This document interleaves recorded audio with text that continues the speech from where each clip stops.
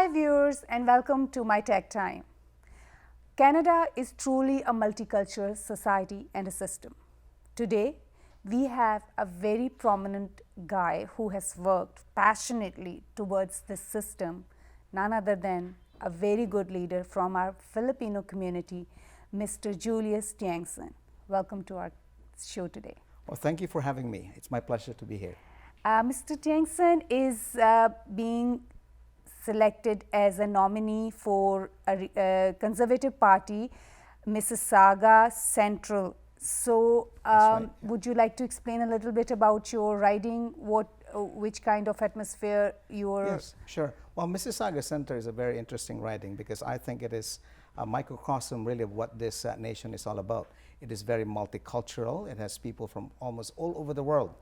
And then at the same time, a big chunk of the riding also are people who have been settled in here and have raised up their families also in here and have become, part of the fabric of the city of Mississauga. So Mississauga Centre really is a riding to watch in this upcoming general election. Mm-hmm. So I always, whoever is my guest, ask them about their personal journey. Yes, So sure. how would you take our hands and our viewers' hand towards your personal journey, which ended up to bring you as a Conservative Party leader? Well, I came here, oddly enough, about 31 years ago. I was only 21 years old. And I started out in the city of Saskatoon in Saskatchewan. At that time, it was, I arrived in January of that year, in 1985. It was minus 35, would you believe it? And it was my first time to experience that kind of a cold. But nevertheless, that was where I settled first. And I stayed there for about 16 years. That's where I raised my own children. I met my wife not here in Canada, but I met her in the Philippines. We were, in fact, classmates before in university. And then we got married and came over here and built our lives over here. We have 3 beautiful children. They are no longer kids. They are young adults, ages 26, 24, and 22. And all 3 are pursuing their own careers. So I'm really happy that this country has given me so much opportunity, not only for myself, but I'm believing it will be giving so much opportunities also for my children. So I was going through your work and I saw paint Mississauga Centre blue. Yes, yes. How would you explain that? Well, the Paint the Riding Blue or Paint Mississauga Centre blue is our weekend of blitzing the whole riding.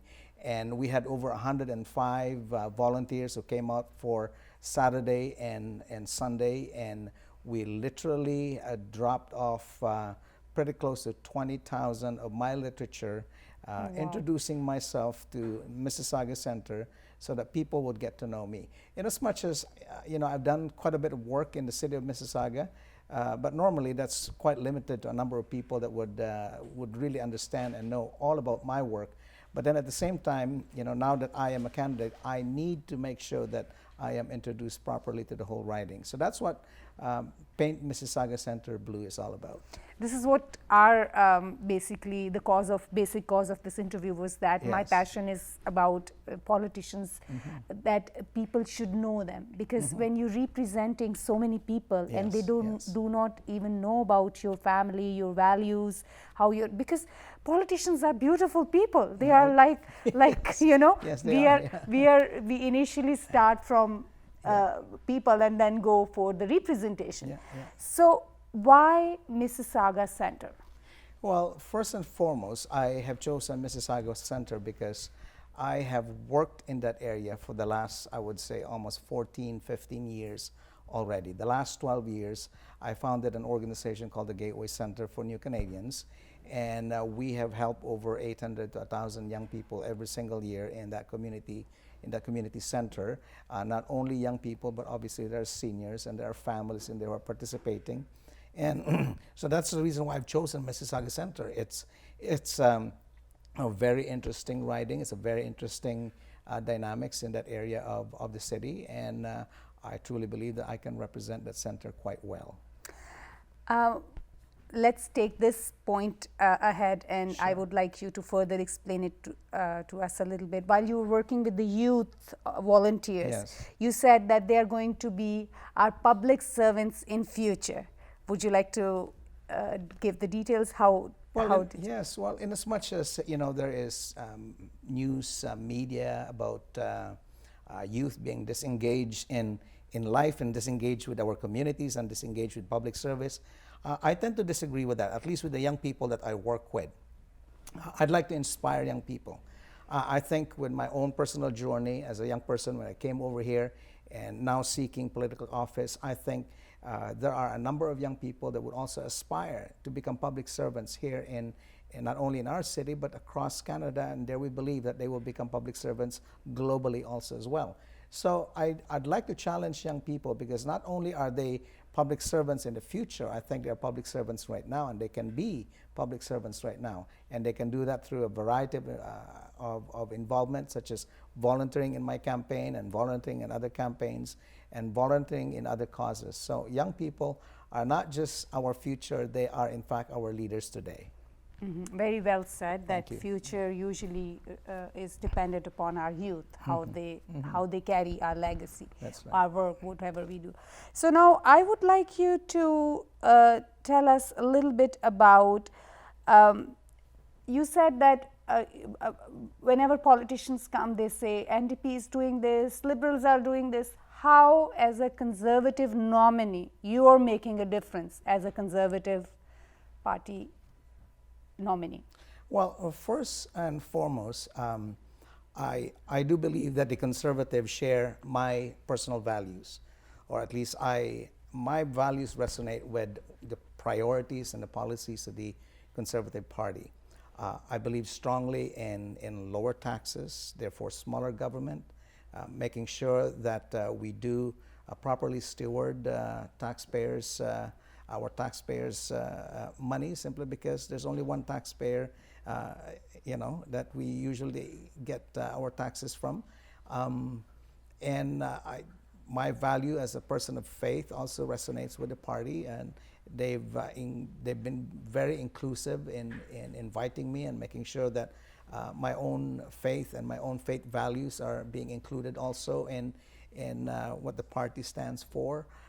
My values concerning my own family, I believe strongly that the family is the basic unit of any society, and we need to do everything that we could so that the family is in fact being built up and being encouraged and being supported.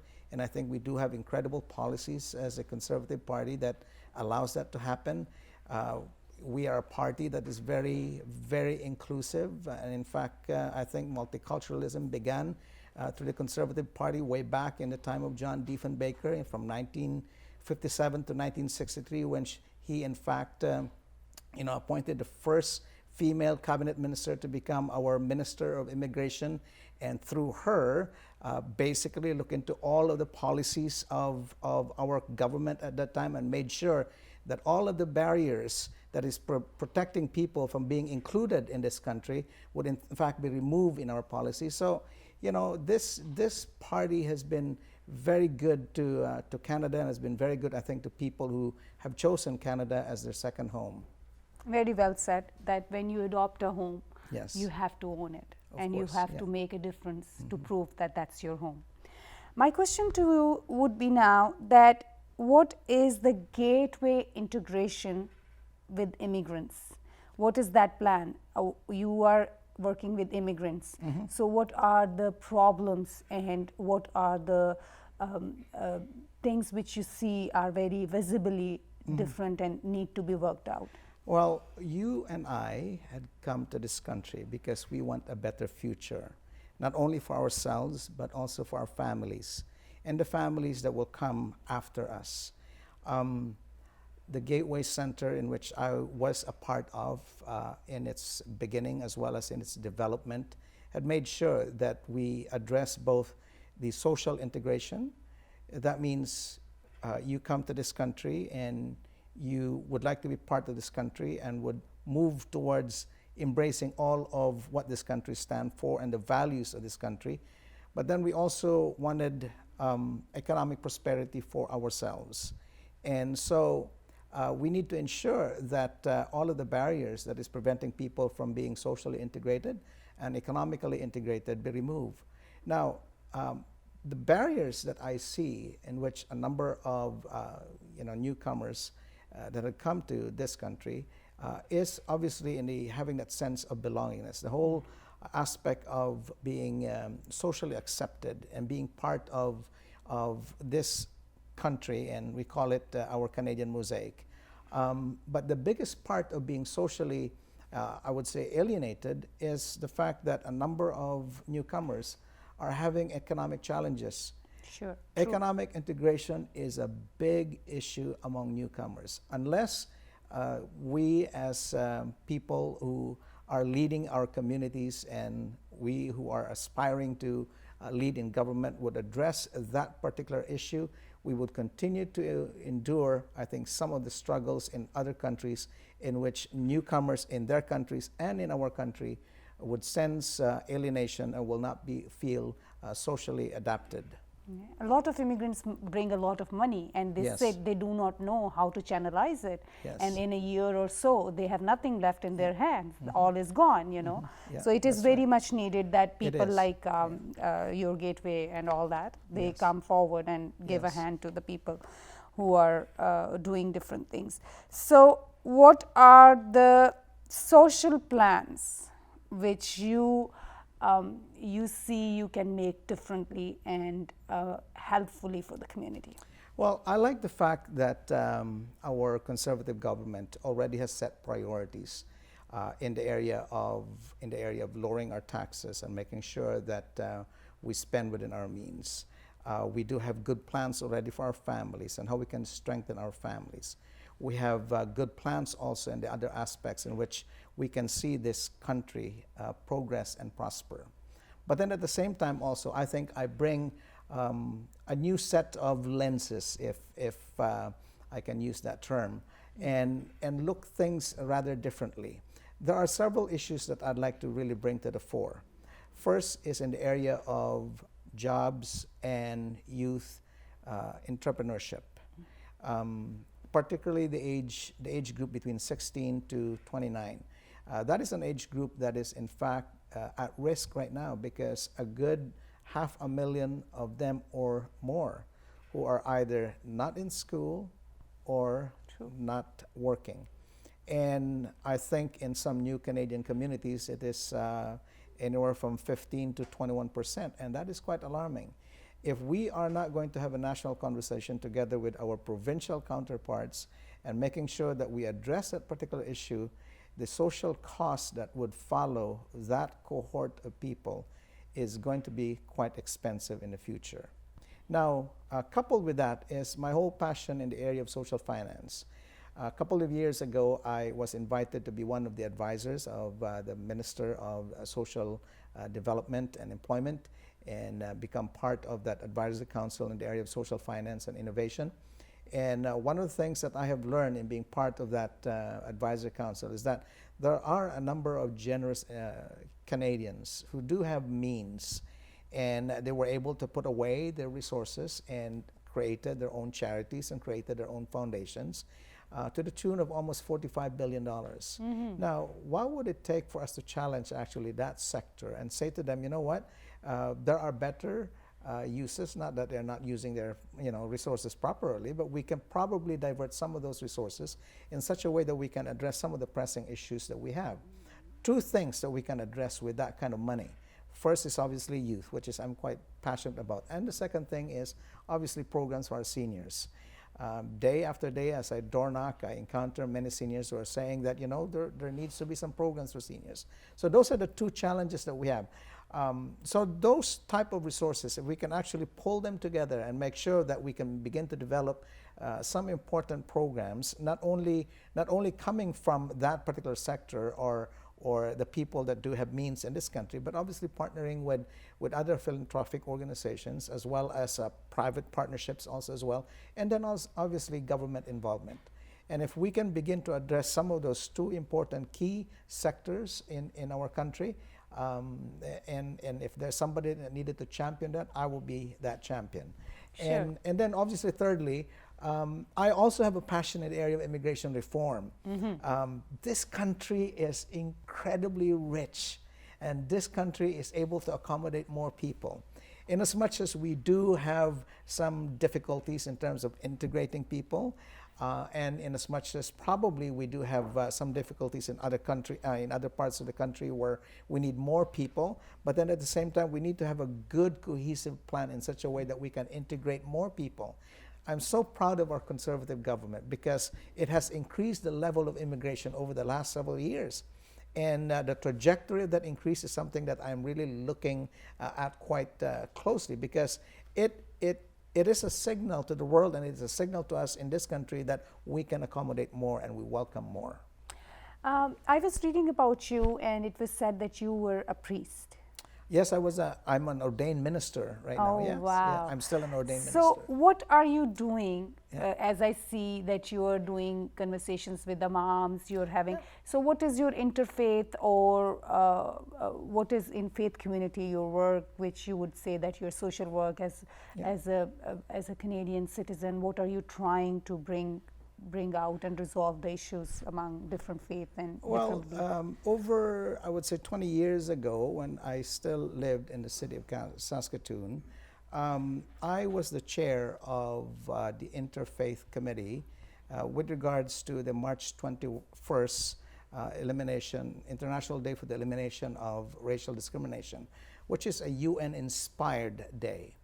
And I chaired that for almost 5 years, and I have connected with a number of faith leaders in that city at that time. So I bring that experience when I moved here over 15 years ago, and I started connecting really with the other faith leaders. And you know what? We all share the same objectives in life. We want people to have peace. We want people to understand each other.